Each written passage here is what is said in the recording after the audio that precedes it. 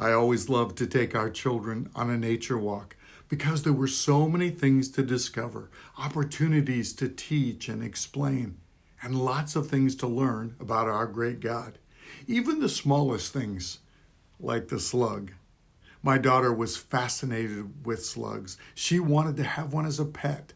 And so we'd always stop to look and take a moment to talk about them, bringing the awe of God into even a slug. Just stop and think about how God created them.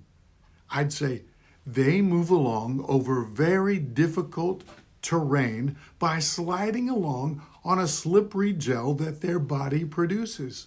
That's how God created them. You know, God helps us as well to go through some very difficult times. If we depend on Him, He will make a way to help us.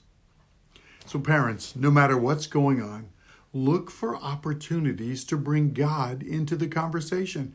Speak a biblical perspective into a movie or TV show that you're watching together. Give spiritual context on a news story. Bring advice from God's Word into a discussion about their friends. Speak godly advice into a conflict. Or point out the awe of God in the nature all around you. There are plenty of things in everyday life that allow you to tell about the goodness of God.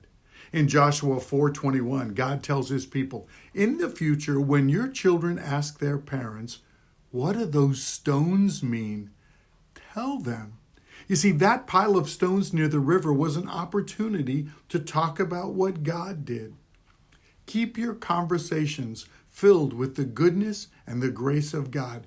Be looking around today for opportunities to talk about what He's done, what His Word says is true, what biblical principles are being demonstrated, where God is showing up in everyday life. Don't let it go by. Point to it and remind your children about what God has done and what He is doing today.